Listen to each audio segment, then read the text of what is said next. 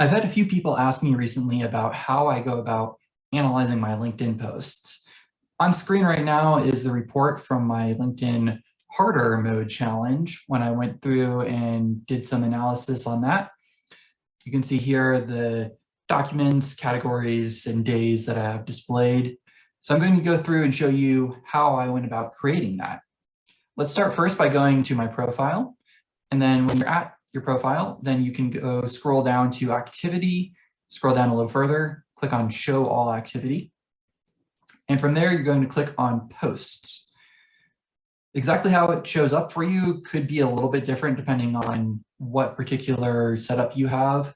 I have creator mode turned on and I have the newer metrics rolled out right now.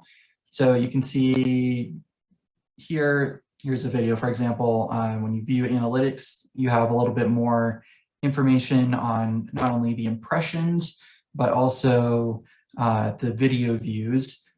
Previously, you only had video views and did not have any idea what your post impressions were.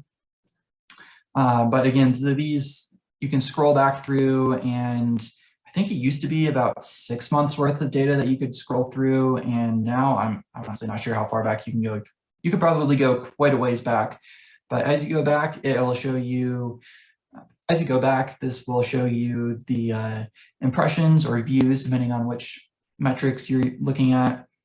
So impressions, you have your reaction counts, and you have your comments as well.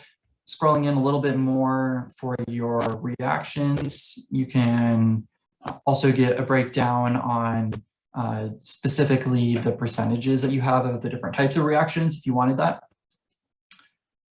And so what I do is I just scroll through this feed and I note the date that I posted it, and then I note the impression counts, the reaction counts, and the comment count. And it typically changes for about 2 weeks. You can see some pretty appreciable differences. And then after that, it starts to taper off, and as it tapers off, after the 2-week mark, it's not that big of a deal. Sometimes you'll see like 1, maybe 2 posts, more views that'll add in after that. But it's not usually that much. What I have noticed, which is interesting, is that sometimes comments disappear and sometimes reactions disappear as well, which is either because people went back through and removed them or because accounts were removed, which is interesting.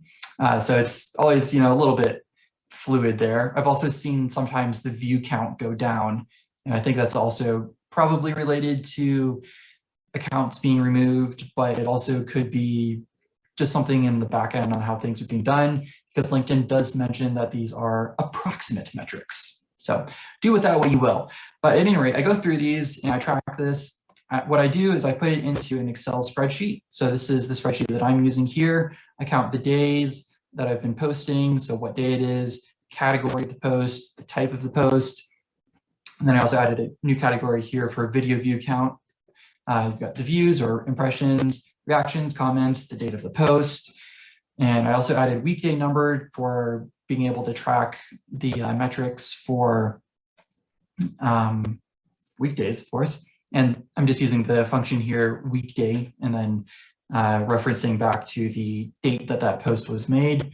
Votes if I have polls, and then I add the link in here as well so that I'm able to keep track of where I am, because I've already double counted a few days in my day count over here in column A, and that's not particularly fun. So being able to know that I'm on the right post is pretty important to me.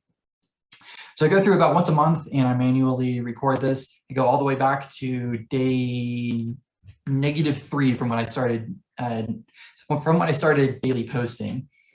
And I could go back further, or I could just only go a few weeks, like I mentioned, is really all that's necessary. But for what I'm doing right now, I decided I'll just go all the way back to -3, and then I'll continue from there. And I'll probably do that for about a year, and then we'll see where things go from there. But that's how I collect the data, and then I export this as a CSV for analysis. And you can see right here, this is the CSV that I exported for my harder mode analysis. And it's pretty much all of those columns except for the link, because that's not necessary for any of the analyses that I've been doing. And then I'll give you a walkthrough on the code that I've been using as well. Right up here, this is my repository if you're interested to go deep dive and see exactly what I did. But I'm going over specifically the harder mode .r file. This is the file that I use. Some of this could be cleaned up a lot more using different loops, which I have some practice ahead of me for that. So it's not the cleanest code, but it works well enough. You can understand what you're looking at. So I'll go through the different sections here so you know what this was.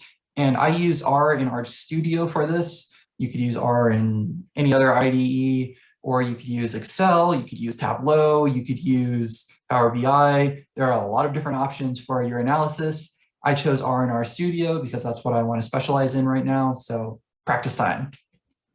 All right, moving into the code. So first, you've got to start by collecting your libraries to start with. Tidyverse is the main library that I used, and then there were a few spots that I used some other libraries.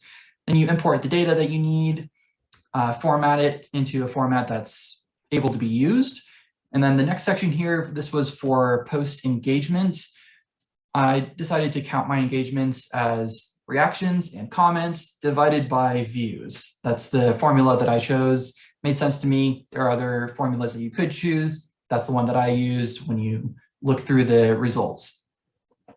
This section here, the Ggplot theme, this is how I created the theme for my posts. So if you go back to here, for example, again, you see how all of these graphs, so the bar graphs here, the line graph, and the scatter plot here, and then also the histogram right down here as well. These are all having pretty similar themes, and it's a very me theme specifically, vermilion coloration on the background, for example, or actually more like the data points are in vermilion or a shade that's off of that. So that's all stuff that I was able to do in the theme. So I was able to get it consistent across all of the different charts that I created. So you start with your theme. I also made a little bit of a plan here showing the steps that I wanted to take so that I would know where I was at when I came back to it, since I'm doing this not all in one short sitting. It's a long thing, so got to remind myself what I'm doing.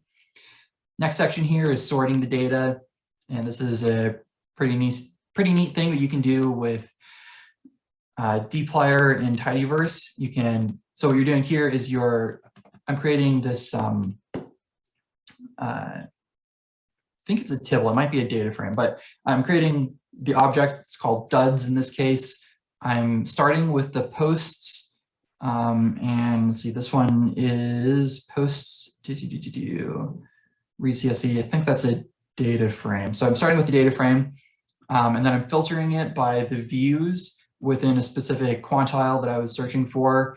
And then I pipe it into the next statement, filtered by the dates that I care about, because again, remember I had that -3 days that I don't care about for this particular report. I also filtered out videos and polls was what these two statements at the end here were. And then I went through and did all of the different filters that I needed for the rest of the comparisons that I wanted to make. And I named each thing what it was, so that I know what I was creating at the end. Went through and did the same for weekday comparisons, added them all into a another tibble here. Then I went through for categories. And again, you see here I have this note about for loop would be good. In particular here, this categories compared section here, what I did was I had to go through each individual tibble that I was looking at, and I manually placed every single tibble in its column in this section that's highlighted. A for loop would be a really good idea, but I need a bit more practice to be able to actually make that happen. So that's why this is as big as it is. So then I combined it all in, did the same stuff for types so I can compare those. And then visuals, this is where I went through. So you start with the data that you need, filter it through for whatever you needed for that specific visual. In this case here, so day less than 100, As you remember from here, this is day 138. So I had 38 additional days that I did not need. So I filtered it below there. And then I included polls and videos. And actually, no, sorry, that was not polls and not videos. And then I went through for a ggplot. So all of the ggplot statements for the scatter plot here, created the colors that I needed, used right here. So this theme generic that I had mentioned earlier on in this file here, that saved me a lot of code. If I didn't add that, this document probably would have been almost twice the length, just because there were so many lines in that theme that I created. And then I went through for all the other comparisons that I wanted to make. And I have these separated here in sections. So histograms, and I think this one was, this one I just said visuals, but anyway, visuals, histograms. I also had scatter bar, where is this? Bar graphs right here. And then I plotted those all out. Individually, as I created them, I exported those as SVG files so that they would scale nicely. And then I created my report in PowerPoint. There are other ways that you could do it. And the exports that I did were manual. So there's probably another way to speed that up as well. But again, this is the final result from what I did. And those are the steps that I took in creating that analysis. So let me know what you think about that process for analyzing your posts. If you have any questions, put them down in the comments below. If there are any improvements that you suggest for next time around, I'll be willing to take those. And I look forward to seeing those conversations. See you in the comments.